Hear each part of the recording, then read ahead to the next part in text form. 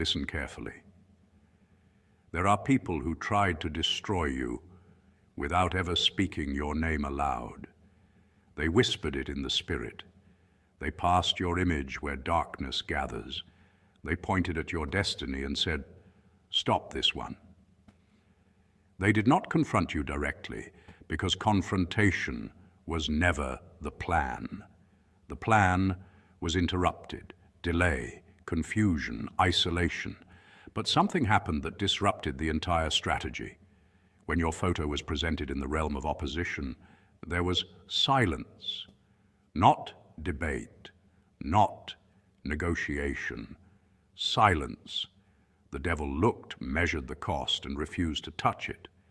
Not because you are perfect, not because you are loud, not because you live without flaws, but because you are sealed, marked, authorized, beyond what human eyes can recognize.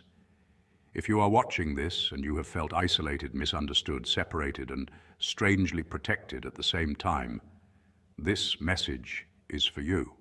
Before we go any further, comment, "I am chosen." And if this message resonates with your spirit, like the video and subscribe, because this channel speaks to those who are hidden on purpose. Now let's dive deeper. Chosen one, your loneliness was never an accident. You were not rejected by people. You were removed from access. There is a difference, and this difference explains everything you have experienced. Some people are lonely because they lack connection. You're lonely because connection was denied to others. Access to you was restricted. Proximity to you was blocked. Influence over you was limited. You noticed it early, even if you couldn't explain it at the time. Friends drifted away without explanation. Romantic bonds collapsed for no logical reason. Family misunderstood your silence and misread your depth. Social spaces felt draining instead of fulfilling, as if your spirit refused to settle where your destiny could be contaminated. And yet, through every season of confusion, you survived every attack that should have ended you. Emotional ambushes that break others only sharpened your discernment. Betrayals that destroy trust only strengthened your boundaries. Losses that would have erased weaker spirits became training grounds for your endurance. That is not coincidence, that is containment. You were contained because your future required preservation. You were isolated because your calling could not afford interference. What felt like abandonment was actually insulation. What felt like delay was divine timing tightening around you. The opposition could see your potential long before you could articulate it yourself. They recognized the authority resting on your life even while you were still questioning your worth. That is why certain doors never opened, why certain invitations never arrived, and why certain paths collapsed just before you stepped fully into them. You were being kept, guarded, separated until alignment could catch up with assignment. And now as you stand here listening, understand this clearly. The same force that refused to touch you then cannot touch you now. You are still sealed, still protected, still hidden until the moment of unveiling. Your loneliness was not punishment, it was preparation. Your silence was not weakness, it was power learning restraint. And what survived isolation will not crumble under exposure. Point 1, the mystery of divine isolation and the architecture of set-apartness. The first thing you must understand, chosen one, is that your isolation is not a mechanical error in the universe. It is a deliberate architectural design by the Father.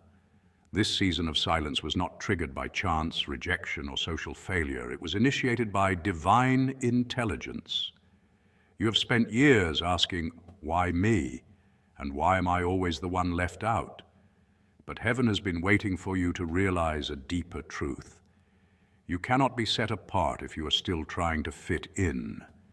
Separation is not punishment. It is preparation. God has been systematically dismantling your social circles not to hurt you, but to protect what He is building inside you. Every friendship that faded, every relationship that dissolved, every room you were quietly removed from, none of it was random. It was filtration. The Lord has been purifying your frequency because what you are carrying cannot survive contamination. In this prophetic season, God is revealing that your loneliness is not abandonment. It is a holy cocoon. Just like the caterpillar, you were required to enter a place of darkness and isolation where your former identity could no longer function. Inside the cocoon, the caterpillar doesn't improve. It dissolves. The old structure breaks down completely, so something entirely new can be formed. That is what has been happening to you. If you were still surrounded by people who misunderstood you, gossiped about you, competed with you, or fed off your energy, the weight of their expectations would have crushed the new wine God is pouring into your spirit. You were not strong enough yet to protect what was being formed. So God protected it for you by removing access. This is why your soul feels uneasy when you try to force yourself back into old environments. The anxiety, the exhaustion, the literal physical ache. It is not weakness. It is discernment. Your spirit is rejecting what it has outgrown. God has blocked phone calls you expected to receive, allowed ghosting you didn't deserve, and closed doors you thought were essential, because He was preventing spiritual cross-contamination. Some people were familiar, but they were not aligned. Some doors were open, but they led backward. The enemy attempted to monitor you, track you, drain you, and delay you. But God covered you in a cloud of glory. What the enemy intended as isolation for destruction, God converted into concealment for protection. You are not lost. You are hidden. You are not overlooked. You are untouchable. You are invisible to the pit because you're concealed in the secret place of the Most High. This is not a season to chase connection. It is a season to accept consecration. This is point one of your journey, recognizing that the world's no was heaven's strategic yes. What feels like exclusion is actually divine clearance. What feels like loneliness is actually shielding. You're not being denied access. You are being reserved. Point two, the seal of the untouchable and the scorched hands of the enemy. When they gave your photo to the devil, they expected a report of your demise, a confirmation that the pressure had finally broken you, that the loneliness, the betrayals, the silent nights, and the unseen battles had done their work. But what unfolded instead was point two of this revelation, the backfire decree, a spiritual law that activates when a chosen one is attacked without permission from heaven. Because in the realm of the Spirit, every true chosen one carries a mark that cannot be forged or erased. The ancient mark known as the Tau, the seal of ownership, the unmistakable sign that a life belongs to God and is reserved for a specific hour in history. And when the agents of darkness attempted to project sickness onto your body, poverty onto your provision, confusion onto your mind, and despair into your soul, they discovered something that enraged them. There was no landing strip for their curses, no open door, no agreement within you that would allow their assignment to attach. Because the word declares that a curse without cause shall not alight. And you were not cursed. You were consecrated, washed, separated and preserved for a time such as this. So every arrow they fired dissolved midair. Every whisper they sent returned to sender, and every scheme they planned collapsed under the weight of divine protection. And you must understand this. The reason the attack intensified was because the light increased. The reason the pressure grew was because the calling matured, and in the dark places there was frustration, confusion, even fear, because the more they tried to dim you, the brighter you glowed. The more they tried to weaken you, the stronger your spirit became, until finally the devil refused to touch your photo at all, not out of mercy, but out of recognition, because your image reminded him of the one who defeated him at Calvary, the one whose authority stripped him of power and made a public spectacle of him. And to touch you would be to touch the apple of God's eye, to provoke a consuming fire, to invite a judgment he cannot survive. And while your enemies sit in confusion, wondering why you have not lost your mind yet, wondering how you are still standing after the trauma, the rejection, the isolation, and the silent warfare, they cannot see what heaven has been doing behind the scenes, because every stone they threw at you was never meant to destroy you. God used it to lay the foundation of your new temple.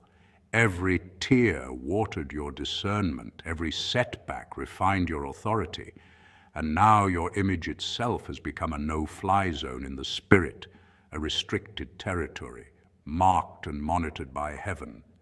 And the dark realm has labeled you dangerous, issuing warnings to their legions not to provoke the sleeping lion within you, because your awakening is not just personal deliverance, it is generational disruption.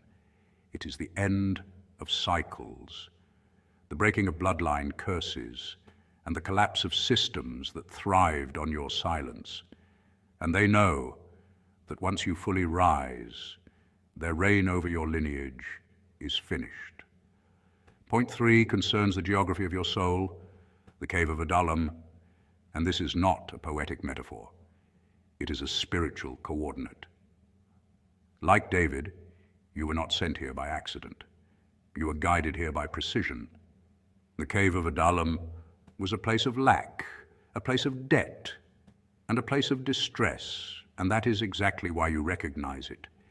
It is the season where resources feel scarce, where relationships fall silent, where understanding disappears, and where the world interprets your isolation as failure. But heaven interprets it as positioning. The Father wants you to know this clearly.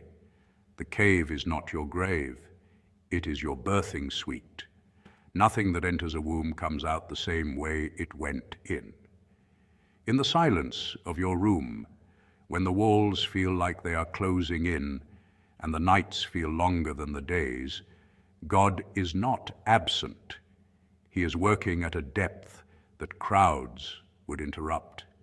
He is conducting a deep tissue operation on your spirit, reaching areas that applause could never heal.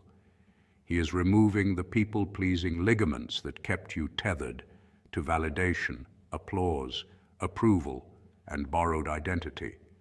Those attachments once helped you survive, but now they would sabotage what you are becoming.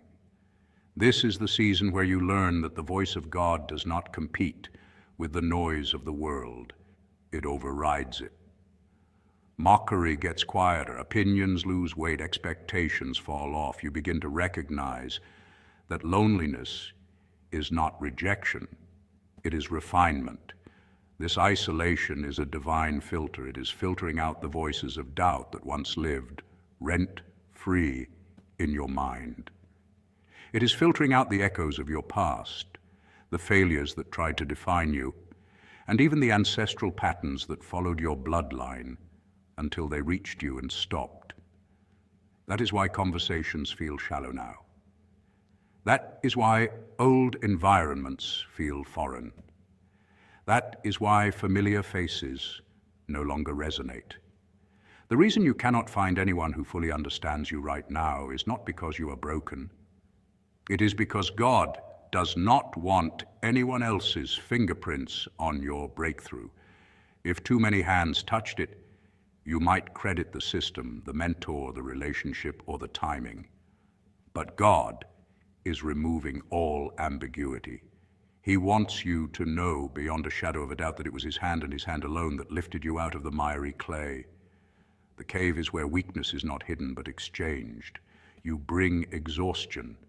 He gives endurance. You bring fear. He gives authority. You bring confusion. He gives clarity. This is where you are being anointed in the dark so that you can manifest in the light without losing yourself. Public elevation without private preparation destroys people, and God refuses to waste you. While others see isolation, heaven sees insulation. While the enemy thought he had cornered you in a place of weakness, he realized too late that he had only driven you deeper into the arms of the Almighty.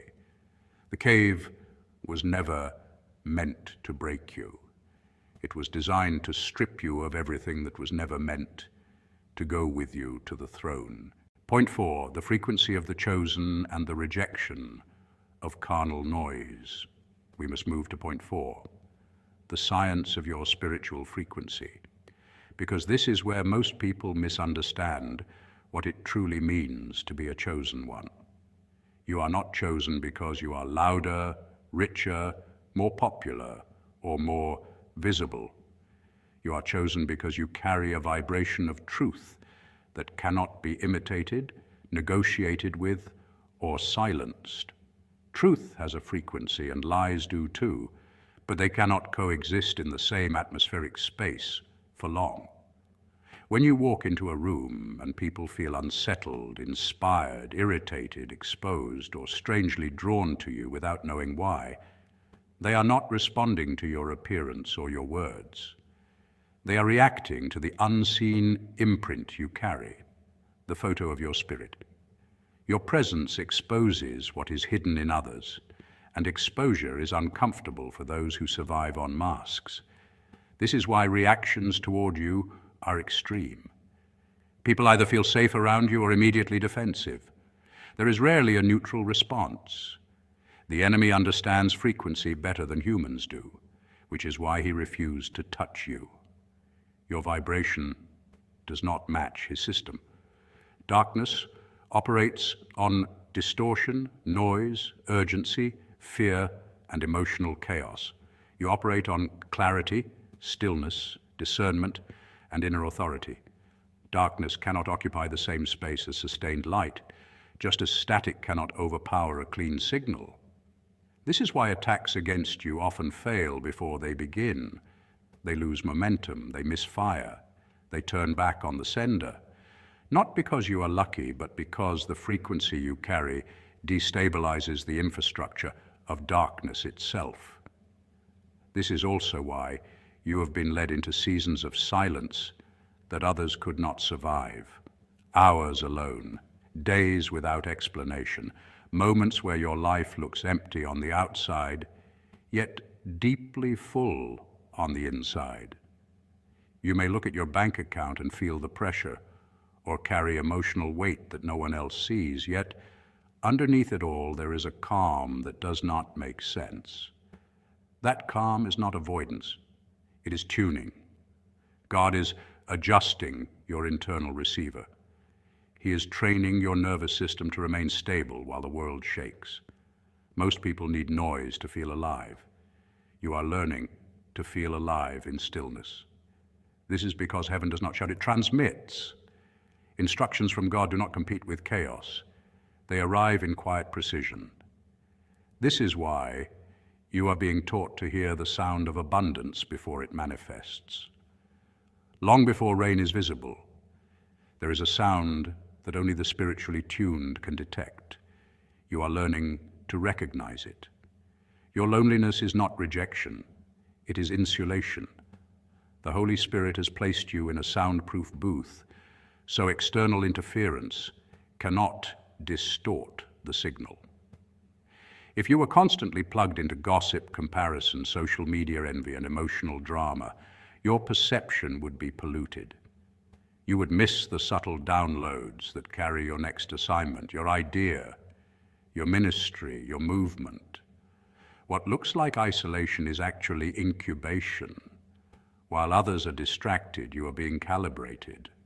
While others are consuming, you are being entrusted. This is why the enemy fears your silence more than your speech. Noise weakens most people, but silence sharpens you. Once a chosen one masters stillness, they stop reacting and start directing. They no longer move emotionally.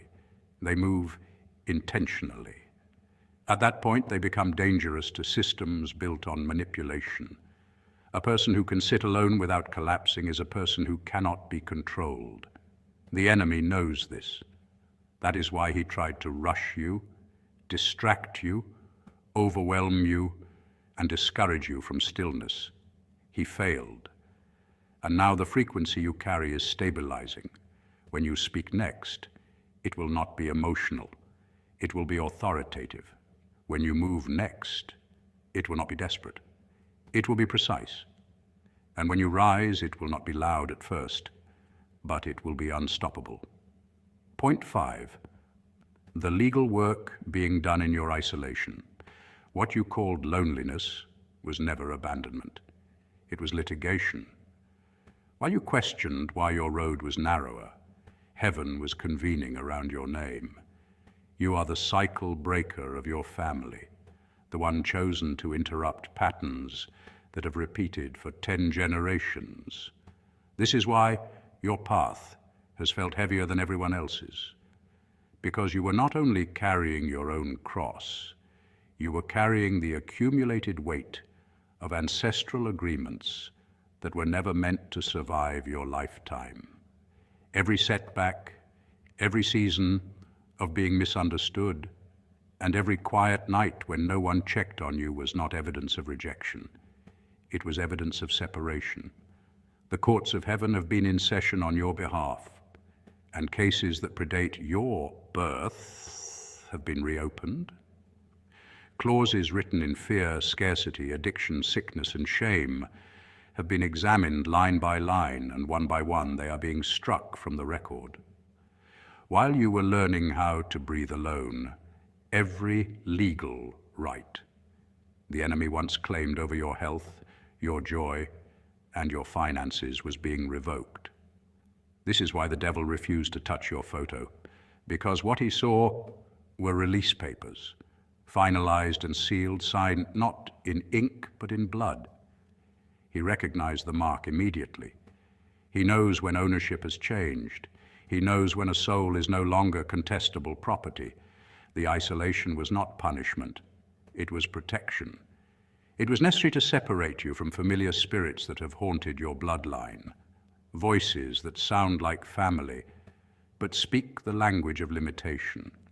Had you remained close to those still operating under old curses, you would have remained a legal target, constantly exposed to inherited permissions you were never meant to carry forward. So God did something surgical. He pulled you away. He extradited you into a new kingdom, one where the laws that once governed your lineage no longer apply. In that quiet place, you were deprogrammed. Patterns that felt like personality traits were revealed as contracts. The poverty mindset was exposed as a script you did not write. The rejection complex was uncovered as a learned survival response, not your true identity. And slowly, without spectacle, the old coding began to dissolve. This is why your solitude felt intense. It was detox. You were shedding mental inheritance. You were being retrained to think in abundance, to expect peace, and to tolerate joy without self-sabotage. While others saw you withdraw, heaven saw you being reclothed. A garment of praise replaced the sackcloth of endurance. A robe of righteousness settled over shoulders that had only known responsibility. And the enemy noticed. He always notices when authority shifts. He sees the fabric change. He recognizes rank by covering. He understands priesthood. That is why he has backed away. That is why attacks that once landed now dissolve midair. You are no longer standing in the jurisdiction of your past. You are standing as a royal priesthood, legally defended, spiritually sealed, and divinely reassigned. What felt like isolation was the final stage of emancipation. What felt like silence was the sound of chains hitting the courtroom floor. And now that the verdict has been rendered, the season is changing. You are not emerging wounded, you are emerging cleared. The work has been done, the case is closed, and the enemy knows it. In point 6, we understand that you are in a special forces training camp, a place few are ever invited into, and even fewer survive with clarity intact, because this is not a season designed for comfort, applause, or companionship, but for transformation under pressure. Not everyone is called to the front lines of spiritual warfare. Many are assigned to the crowd, to observation, to safety, but you were selected for proximity to danger because you carry capacity. The chosen one is not a civilian soul drifting through life. The chosen one is a soldier forged in environments where betrayal was not accidental but permitted. God allowed you to be betrayed by those you loved most, not because he abandoned you, but because he was extracting a fatal weakness from your spirit, the habit of leaning on the arm of flesh. Trust misplaced is a liability in war. If you were to carry old attachments into your assignment, they would compromise your clarity when the battle intensifies. This loneliness you feel is not punishment. It is basic training. It is the stripping away of emotional dependencies so your discernment becomes sharp, your obedience immediate, and your loyalty undivided. In this place, you are learning how to wield the sword of the Spirit with precision, not theatrics. You are learning how to pray without needing witnesses, how to press past silence until the heavens respond, how to stand still when panic would normally force movement, and how to recognize that stillness itself can be an act of warfare. You are discovering that power does not come from volume, but from alignment. The enemy refused to touch you, not because you are insignificant, but because you are classified. He recognizes a master of the secret place when he sees one. He knows that if he strikes you, you will not seek validation, sympathy, or outrage from the public square. You will not run to noise. You will go directly to the throne room. And when a chosen one takes a matter to the throne room, the response does not arrive as comfort. It arrives as consequence. What is released from that place does not negotiate with darkness. It dismantles it. This is why resistance around you feels indirect, subtle, and psychological rather than overt. The enemy studies before he attacks, and he knows that striking you prematurely would trigger a chain reaction he cannot contain. You are being recruited into the remnant, the 7,000 who have not bowed their knee to Baal, not because they were stronger, louder, or more visible, but because they were uncontaminated.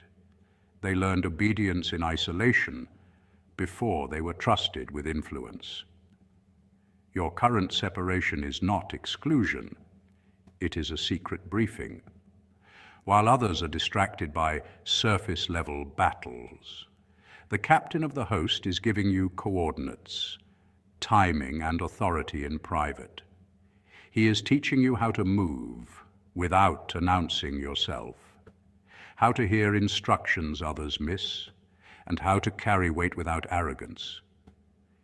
You are being trained to lead people out of darkness, not with charisma, but with clarity born from having walked through it yourself.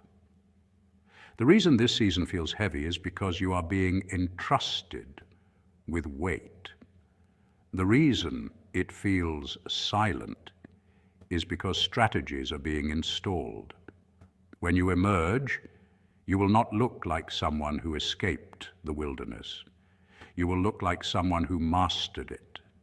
And when others follow you later, they will not be following your words. They will be following the authority that only comes from surviving the training you are in right now. Finally, point 7 is the grand emergence. And this is where everything you endured begins to make sense. The season of being hidden is not ending quietly. It is ending decisively. even violently, because it will shatter every false narrative spoken over your life. Violent not in destruction, but in revelation. The expectations of your mockers will collapse in real time. The same people who whispered your name in dark rooms, who symbolically handed your photo to the devil hoping for your erasure, will be forced to witness something they cannot explain. God is not restoring you in private anymore. He is elevating you in public. The Lord says, I am about to make you a sign and a wonder, not for your ego, but as evidence that divine protection is real and that obedience carries authority. What you thought was rejection was actually insulation. What felt like abandonment was an incubation period where your spirit was strengthened, your discernment sharpened, and your character fortified for visibility. You were hidden because exposure too early would have diluted the assignment. Now you emerge carrying a glow that cannot be concealed, a spiritual gravity that turns heads without effort. This is not hype. This is alignment. Your finances begin to shift because provision follows purpose, not panic. Your health springs forth speedily because prolonged stress is lifted and divine order returns to your body. Your mind clears, your sleep deepens, and your energy stabilizes. Kingdom-aligned relationships begin to locate you effortlessly because you are no longer vibrating from need, but from authority. You stop chasing rooms because you outgrew them. Instead, God positions you to build a new table, one where integrity, vision, and truth are the entry requirements. The enemy's refusal to touch you was never mercy. It was defeat. It marked the beginning of his full retreat from your life. From this moment forward, you walk in a covenant of immunity. Attacks lose precision. Delays lose power. Words spoken against you collapse under their own weight. No weapon formed against you prospers, not because weapons are not formed, but because they no longer function. Every tongue that rises against you in judgment is exposed and disarmed. This is your heritage. This is the mark of a servant who endured the wilderness without becoming bitter. You are not emerging fragile. You are emerging dangerous to darkness. You are the chosen one, untouchable by design, a fire starter in dead places and a living representative of the King on earth. Chosen. One, let this word sink into the marrow of your bones.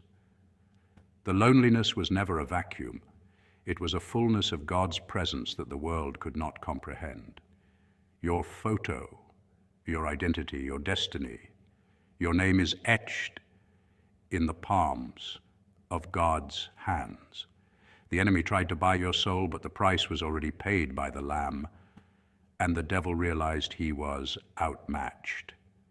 You are entering a season where the protection phase turns into the promotion phase. You will look back at this time of isolation and thank God for every door he closed and every person he removed. You are the evidence of God's power to preserve what he has called. You are the testimony that what God has blessed, no man can curse. As you move forward, carry your head high, for the King of Glory is your rear guard. The fire in your eyes is the light of 1,000 suns, and the enemy is already in retreat.